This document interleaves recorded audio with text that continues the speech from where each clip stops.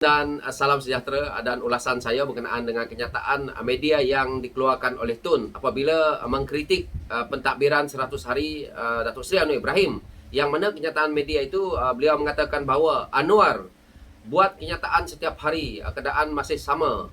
Dan apa yang saya lihat di sini, Tun Dr. Mahathir Mohamad menyifatkan kebanyakan perkara terutamanya soal ekonomi dan masalah orang Melayu belum dapat ditangani sebaiknya oleh Datuk Seri Anwar Ibrahim yang memasuki 100 hari pelantikan sebagai Perdana Menteri.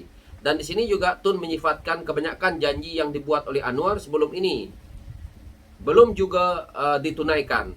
Dan di sini beliau juga mengatakan Anwar membuat kenyataan setiap hari, macam-macam dia nak buat, tapi keadaan masih tidak bertukar. Kita masih menghadapi masalah kemelesetan orang ekonomi, masalah orang Melayu tidak ditangani, masalah politik yang tidak stabil dan sebagainya.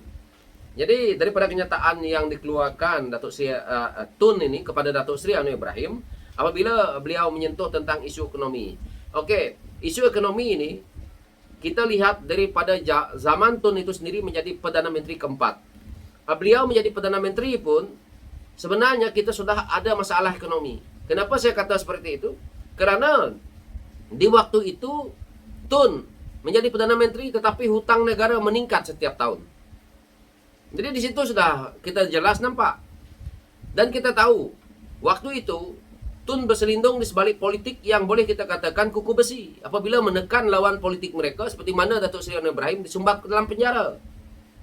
Adakah ini cara untuk Tun mengatakan bahawa pentadbiran beliau dengan ekonomi ini bagus? Sebenarnya tidak. Kerana waktu itu Malaysia memang bergerak ke arah negara yang agak maju dan akhirnya pelabur nampak bahawa ruang yang besar, dan kerana majoriti politik yang memerintah waktu itu iaitu Barisan Nasional menang majoriti yang sangat baik dan kekukuhan politik itu boleh diyakini oleh negara luar. Tetapi hari ini kita bersaing dengan negara-negara tetangga yang politiknya lebih bagus dan lebih baik, yang mana tidak memainkan isu yang perkauman. Okey. Di sini apabila Tun menekan masalah ekonomi dan masalah orang Melayu, di sini Tun memainkan dua fungsi, ekonomi dan juga orang Melayu. Tun nak bercerita tentang orang Melayu itu terpulang kepada Tun itu sendiri, kerana orang Melayu sendiri sudah tidak mempercayai Tun ini. Kalau orang Melayu mempercayai Tun, tempat sendiri Langkawi yang disitulah kubu kuatnya. Tun tidak kalah, tak hilang deposit di sana. Jadi hari ini Tun nak menceritakan tentang orang Melayu. Sebenarnya perjuangan Tun bukan untuk orang Melayu. Perjuangan Tun untuk kroni-kroni dan dirinya sendiri untuk mengekalkan kuasa.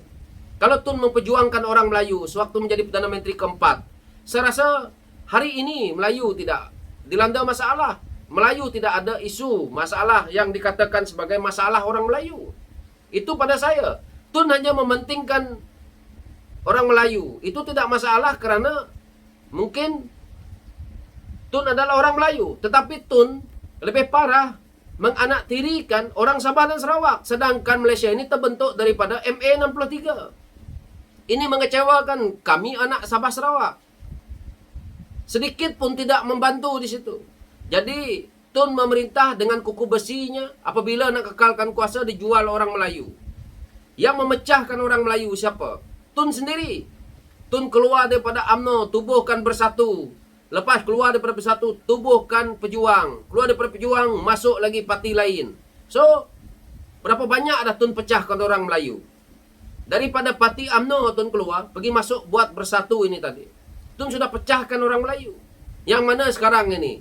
Parti Bersatu yang komponennya Perikatan Nasional menentang kembali kepada UMNO. Kalau Tun tak buat parti Bersatu, tidak buat parti Pejuang, saya rasa tidak berlaku penentangan ataupun pertembungan kerusi dan perpecahan kepada orang Melayu. Tak kira di politiknya dan idealisme yang lainnya. Ditambah lagi dengan parti lain seperti mana ideologi PAS dan sebagainya, makin bertambah parah. Jadi, masalah orang Melayu sebenarnya dicipta oleh Tun dan akhirnya menyalahkan orang lain. Datuk Seri Anwar Ibrahim hari ini menjadi Perdana Menteri. Baru 100 hari, Tun dah nak menilai. Tun menjadi Perdana Menteri 23 tahun, dicampur lagi 2 tahun, 25 tahun. Masalah orang Melayu tidak selesai. Apakah Tun nak suruh Datuk Seri Anwar Ibrahim menyelesaikan masalah orang Melayu dalam 1 tahun.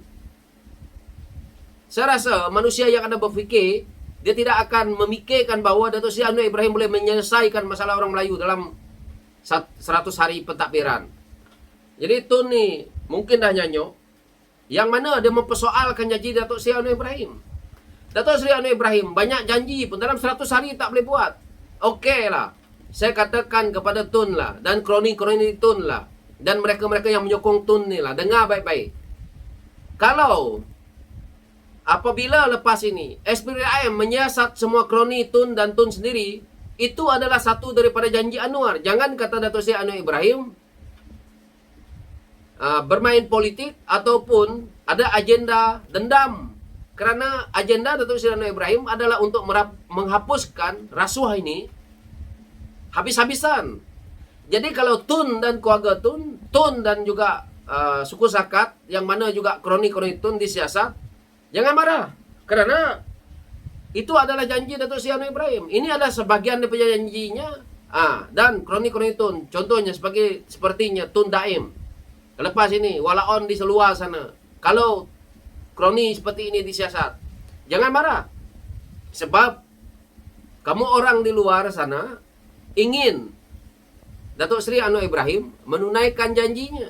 Itu antara janjinya, rasuah. Jadi tak payahlah. Saya rasa Tun pun dah tak layak menjadi orang politik.